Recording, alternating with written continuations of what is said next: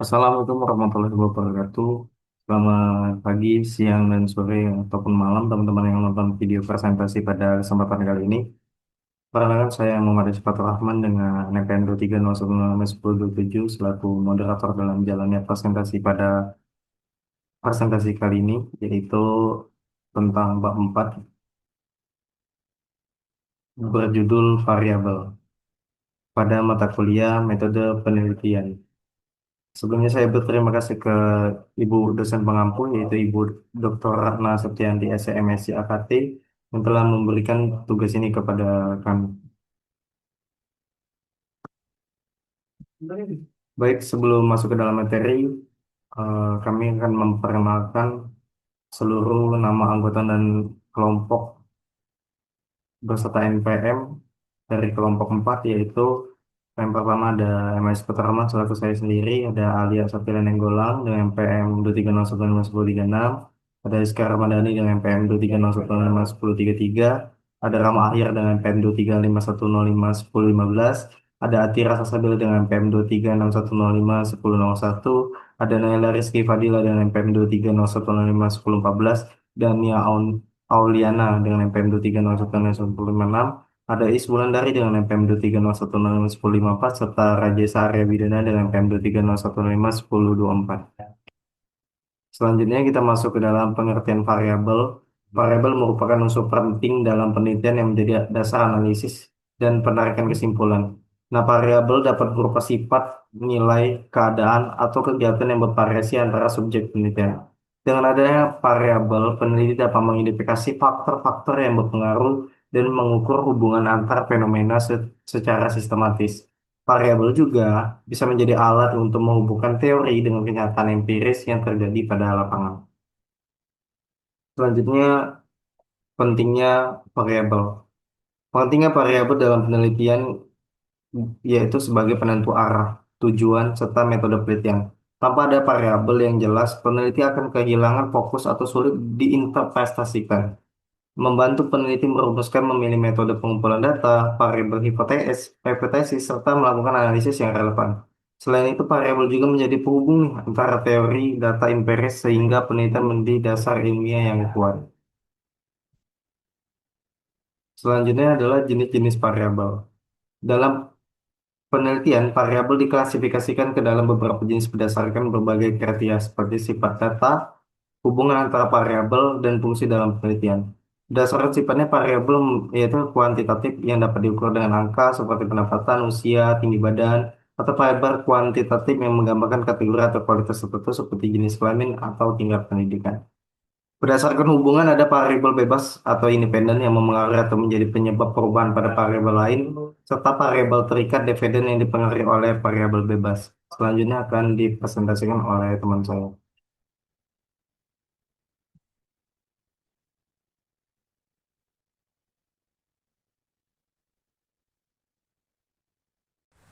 Oke, saya akan melanjutkan jenis-jenis variabel berdasarkan hubungan yang tadi. Selanjutnya itu ada variabel intervening. Variabel intervening ini menjadi perantara antara variabel bebas dan variabel terikat. Lalu ada variabel moderator. Variabel moderator ini memperkuat atau memperlemah hubungan antar variabel. Lalu ada jenis variabel berdasarkan perannya. Itu ada beberapa. Yang pertama ada variabel kontrol. Variabel kontrol ini dijaga agar tetap konstan selama penelitian. Lalu ada variabel eksperimen. Variabel eksperimen dimanipulasi untuk melihat pengaruhnya terhadap variabel lain. Yang terakhir ada variabel random. Variabel random ini bersifat acak dan tidak dapat dikontrol. Selanjutnya ada variabel independen. Variabel independen ini adalah variabel yang mempengaruhi atau menjadi penyebab perubahan pada variabel lain. Variabel ini diatur atau dimanipulasi oleh peneliti untuk melihat dampaknya terhadap hasil penelitian. Contohnya, itu yang pertama ada dalam penelitian pengaruh promosi terhadap minat beli konsumen. Promosi ini merupakan variabel bebas.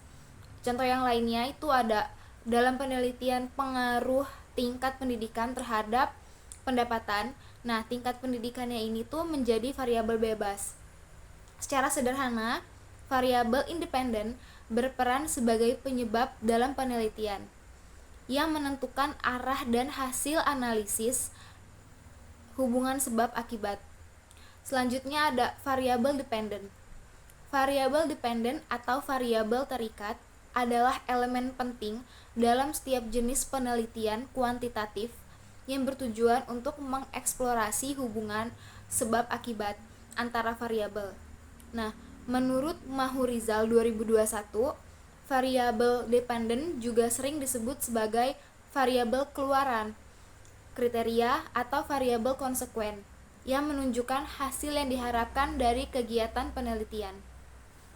Melanjutkan materi yang kelima tentang variabel dependent. Pemetaan variabel ini menjadi dasar untuk menetapkan tujuan penelitian dan memilih metode analisis statistik yang sesuai, di mana variabel dependent biasanya ditempatkan pada sumbu Y dan variabel independen pada sumbu X dalam grafik analisis menurut Muharizal tahun 2021.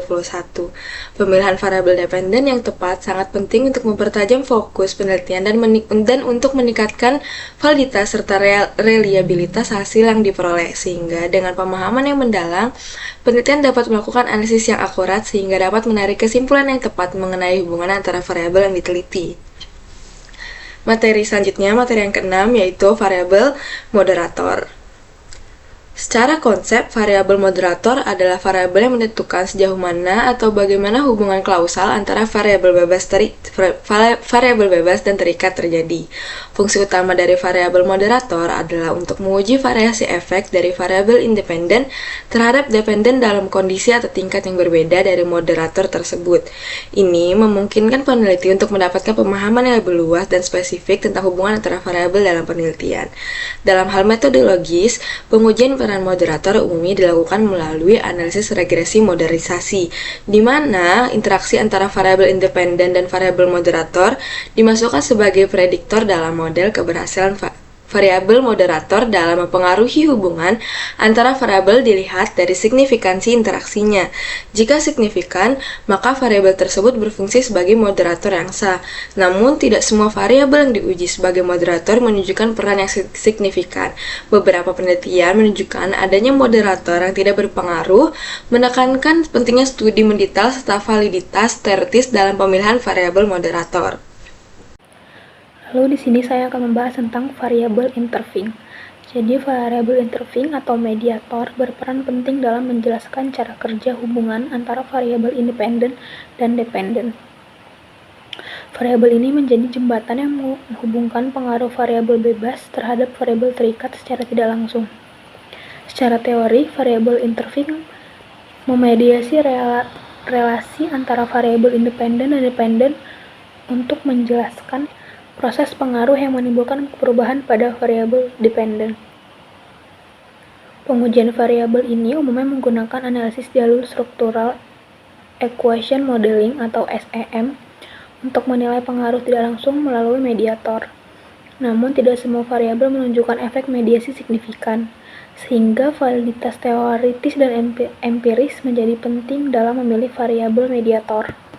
Secara keseluruhan, penggunaan variabel intervening penting untuk memahami mekanisme hubungan antar variabel yang memperkaya kontribusi teoritis maupun praktis penelitian. Lalu kita akan membahas perbedaan variabel kuantitatif dan variabel kualitatif. Yang pertama, variabel kuantitatif berperan penting karena menyediakan data terukur yang dapat dianalisis dengan matematika dan statistik. Variabel ini diukur menggunakan angka atau bilangan dan memungkinkan analisis seperti rata-rata, median, serta standar deviasi. Gitu. Lalu variabel kualitatif itu menggambarkan kualitas atau kategori data, bukan nilai numerik. Jadi variabel ini menjawab pertanyaan jenis apa atau kategori yang mana, misalnya warna mata, golongan darah, atau status perkawinan. Oke, baik. Setelah tadi dijelaskan mengenai berbagai jenis variabel dan peran-perannya dalam penelitian, sekarang saya sendiri akan melanjutkan dengan pembahasan tentang jenis variabel berdasarkan sifatnya, yaitu variabel kuantitatif dan variabel kualitatif. Kedua jenis variabel ini sendiri menjadi dasar penting dalam menentukan bagaimana data penelitian itu bisa dikumpulkan dan dianalisis. Oke, jadi bagian pertama itu kita bahas dulu tentang variabel kuantitatif nih teman-teman. Jadi variabel kuantitatif itu adalah variabel yang nilainya bisa diukur dengan angka dan diolah secara statistik. Variabel ini sendiri memberikan data yang dapat dihitung, dibandingkan, dan divisualisasikan dalam bentuk grafik atau tabel. Nah, jenisnya sendiri ada dua, yaitu yang pertama ada variabel diskrit, yaitu variabel yang nilainya terbatas dan dapat dihitung. Misalnya seperti jumlah anak, jumlah kendaraan, atau jumlah penduduk. Kemudian yang kedua itu ada variabel kontinu, yaitu variabel yang nilainya bisa berubah dalam rentang tertentu dan tidak terbatas.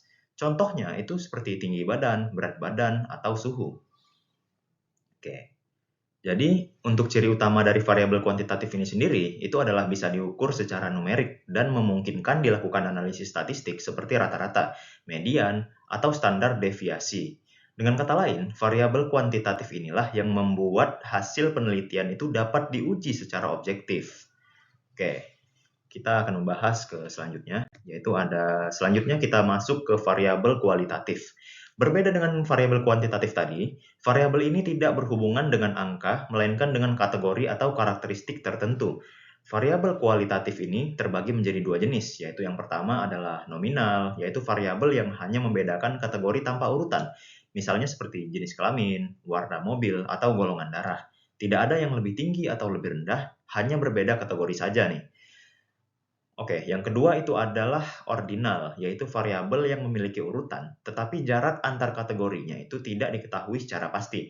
Contohnya itu seperti tingkat pendidikan, SD, SMP, SMA, dan universitas.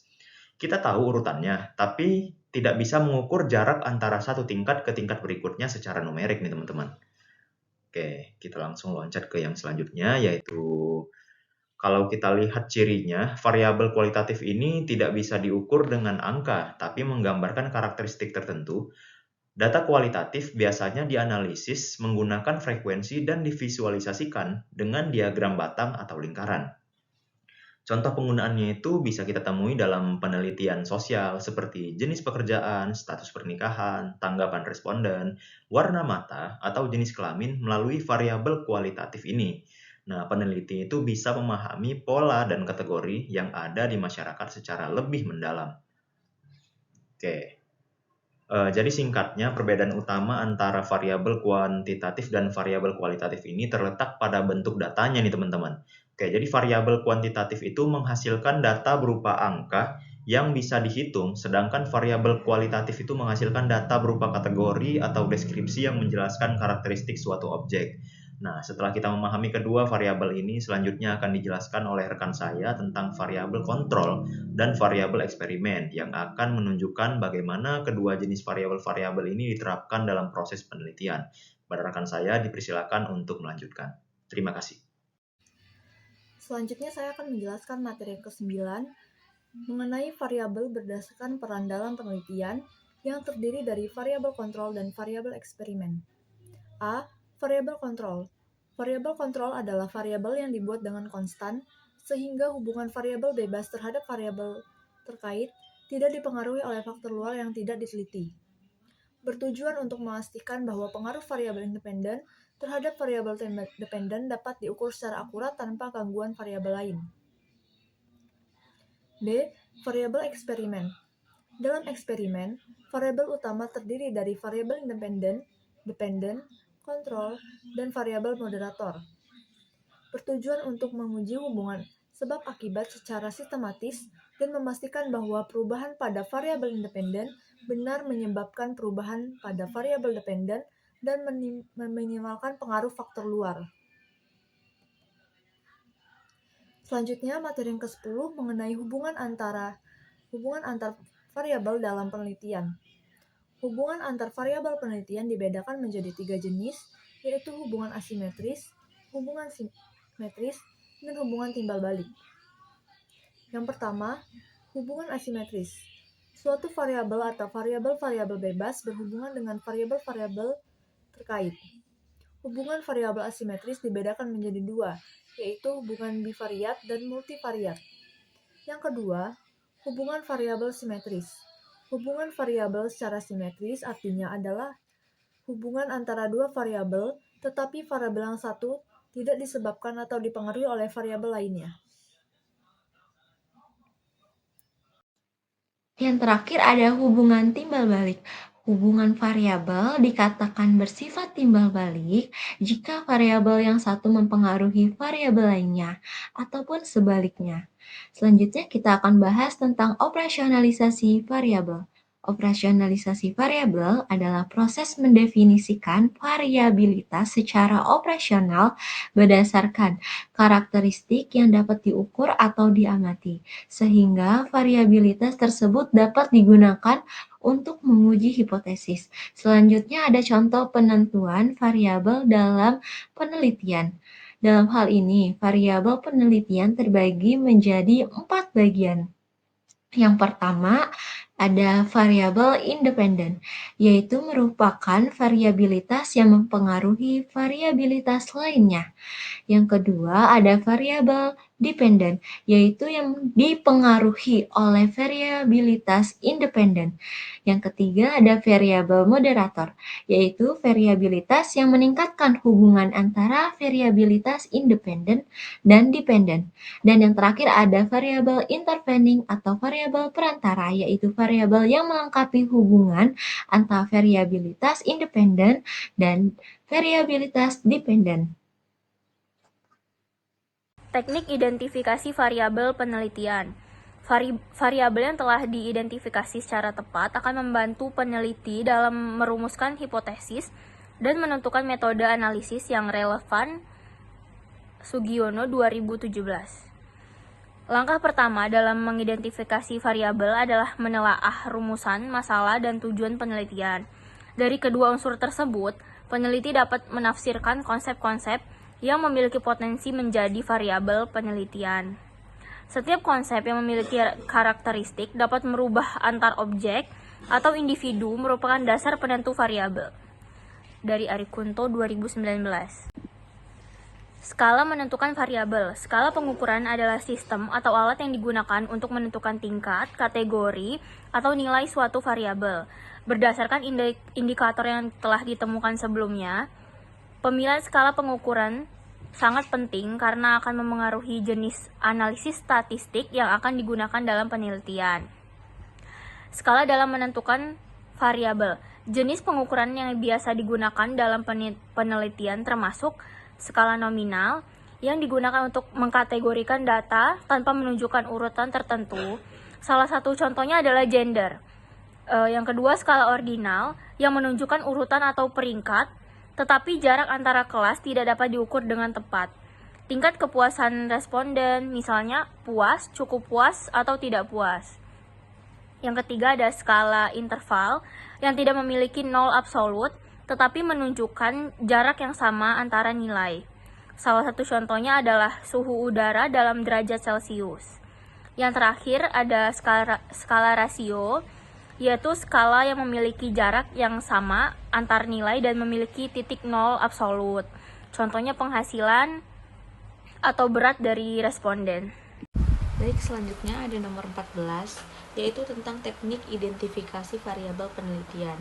Tahap terakhir melakukan operasionalisasi variabel, yaitu proses menerjemahkan konsep teoritis ke dalam bentuk yang dapat diukur melalui indikator-indikator yang spesifik. Nah, dalam operasionalisasi ini, itu dapat memastikan setiap variabel tidak hanya bersifat konseptual, akan tetapi juga dapat diuji secara empiris melalui data lapangan.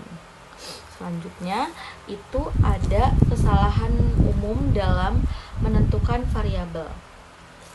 Dalam praktik penelitian itu masih banyak para pemula ini yang melakukan kesalahan dalam penentuan variabelnya.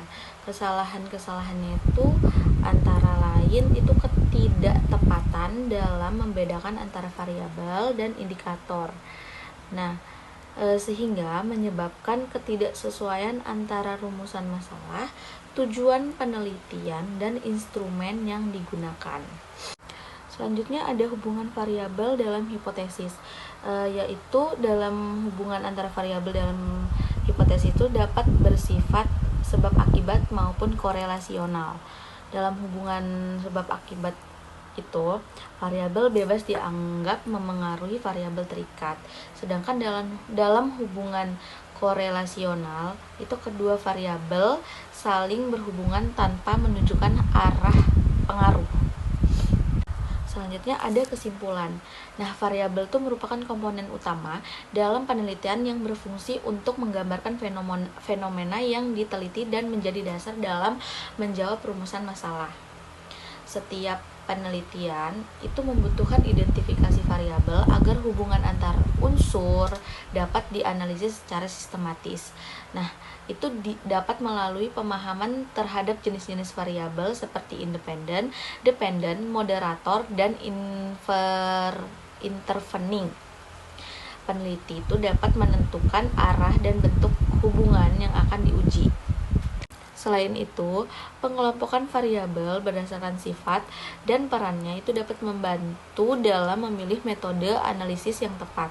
Nah, dengan metode analisis yang tepat itu menghasilkan penelitian yang memiliki validitas yang kuat.